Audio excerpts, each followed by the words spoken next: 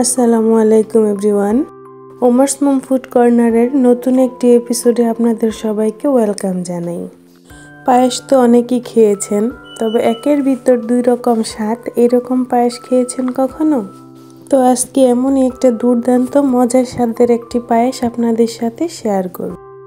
এই পায়েসটি রান্না করা খুবই সহজ, মাত্র কয়েকটি উপকরণেই এই মজার পায়েসটি বানিয়ে নেওয়া যায়।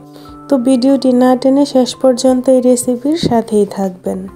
প্রথমেই আমি এখানে 1 কাপ কালিজিরা পোলার চাল ভিজিয়ে রেখেছি। এই চালটাকে ধুয়ে একটি ব্লেন্ডারে আমি খুব ভালো করে পেস্ট করে নিব। এখন এই চালের পেস্টের সাথে আমি আরও কিছু উপকরণ মিশাবো। এখানে দিয়ে দিলাম 1 টেবিল চামচ ময়দা এবং 1/4 চা চামচ বেকিং পাউডার। এখন আমি এই ডোটাকে খুব ভালোভাবে মিশিয়ে নিব।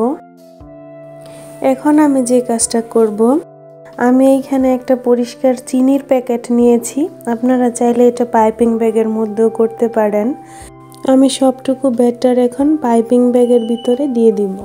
পিছনের দিকটা ভালো করে আটকিয়ে এর মুখটা আমি ছোট করে কেচি দিয়ে কেটে নিব। ছোট একটা ছিদ্রই করেছি, খুব বড় করিনি। এখন ব্যাটারটা ভাজার জন্য আমি একটা প্যানে পরিমাণ মতো তেল গরম করতে দিয়ে দিলাম। তেলটা যখন গরম হয়ে যাবে, তখন উপর থেকে একটু একটু করে ছেড়ে ছোট ছোট গুটি তৈরি করে নিব। দেখে নিশ্চয়ই বুঝতে পারছেন, উপর থেকে আমি একটু একটু করে ঢালছি। এই কাজটা একটু সময় নিয়ে করতে হবে। অনেকের কাছে এই প্রসেসটা বুন্দিয়ার মতো লাগতে পারে, কিন্তু এটা একদমই বুন্দিয়ার মতো না। ওইভাবে করতে যাবেন না, তাহলে ভালো হয় না। যেহেতু এই গুটিগুলো চাল দিয়ে তৈরি করছি, তো এইভাবে করলেই সবচেয়ে ভালো হয়।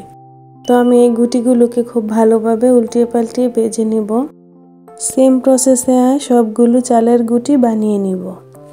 1 কাপ চাল দিয়ে আমার বেশ ভালো পরিমাণেরই চালের গুটি হয়েছে। গুটিগুলো তেলে দেওয়ার সময় কিছু গুটি দলা পেকে গিয়েছিল। আমি এগুলোকে এভাবে হাত দিয়ে ভেঙে একটু ছোট ছোট টুকরা করে নিয়েছি। আজকের রান্নায় সবগুলো গুটি লাগবে না, আমি এখান থেকে অর্ধেক ব্যবহার করব আর অর্ধেক ডিপ ফ্রিজে ফ্রোজেন করে রাখবো। ডিপ ফ্রিজে এই গুটিগুলো 1 মাসের মতো ভালো থাকে। রান্না করার আগে একটু ঘি দিয়ে ভেজে নিলেই হয়ে যায়। 1 লিটার দুধকে 1 টুকরা দারচিনি, 2টা এলাচ এবং 2টা তেজপাতা দিয়ে আমি ঘন করে নিয়েছি। ঘন দুধ দিয়ে পায়েসটা রান্না করলে পায়েসটা খেতে খুবই ভালো লাগে। এখন এই জাল করে রাখা ঘন দুধের মধ্যে আমি প্রায় অর্ধেকটা চালের গুটি দিয়ে দিব। দেয়া হয়ে গেলে সাথে সাথে একটা চামচ দিয়ে আমি এটাকে নেড়ে দিব, নয়তো নিচে গুটিগুলো দলা পেকে যেতে পারে। এখন আমি এই চালের গুটিগুলোকে গড়ি ধরে 2 মিনিট জাল করে নেব।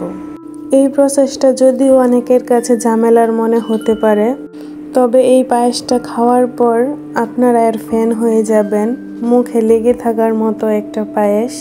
2 মিনিট জাল করার পর এর মধ্যে আমি 1 কাপের থেকে একটু কম চিনি দিয়েছি। আপনারা আপনাদের পছন্দ মতো চিনিটা দিবেন, যে যতটুকু মিষ্টি খেতে পছন্দ করেন। এখন এর মধ্যে দিয়ে দিলাম অল্প একটু লবণ ও সবশেষে দিয়ে দিলাম কিছু কিশমিশ। আপনারা চাইলে এখানে বিভিন্ন রকমের বাদামও দিয়ে দিতে পারেন। এই পর্যায়ে পায়েস রান্নাটা কিন্তু হয়ে গেছে। আমি এর থেকে বেশি আর ঘন করব না, পায়েসটা ঠান্ডা হয়ে গেলে এমনিতেই অনেক ঘন হয়ে যাবে। এই তো খুবই সহজে রান্না করা হয়ে গেল দুর্দান্ত স্বাদের গুটি পায়েস। যেহেতু চালের গুটি ভেজে এই পায়েসটা রান্না করা হয়, এজন্য আমি এই পায়েসটার নাম দিয়েছি গুটি পায়েস।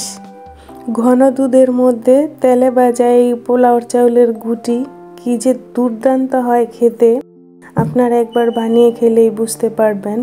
মুখে লেগে থাকার মতো একটা পায়েস। এই পায়েসটা মুখে দিলে এর স্বাদ ও গন্ধে মন প্রাণ সবকিছুই ভরে যায়। এই পায়েসটা গরম ঠান্ডা দুইভাবেই অনেক ভালো লাগে খেতে। তো আশা করছি আজকের এই মজার পায়েস রেসিপিটা আপনাদের খুব ভালো লাগবে। ভালো লাগলে আমাকে কমেন্ট করে জানাবেন। আর যারা এখনও চ্যানেলটিকে সাবস্ক্রাইব করেননি, প্লিজ চ্যানেলটি সাবস্ক্রাইব করে পাশে থাকা বেল বাটনটি অন করে রাখবেন। যখনই আমি নতুন নতুন মজার রেসিপি শেয়ার করব, তখনই সবার প্রথমে নোটিফিকেশন আপনি পেয়ে যাবেন। তো আজ এখানেই শেষ করছি। দেখা হবে নতুন কোনো মজার রেসিপি নিয়ে। এই পর্যন্ত সবাই ভালো থাকবেন, সুস্থ থাকবেন। আল্লাহ হাফেজ।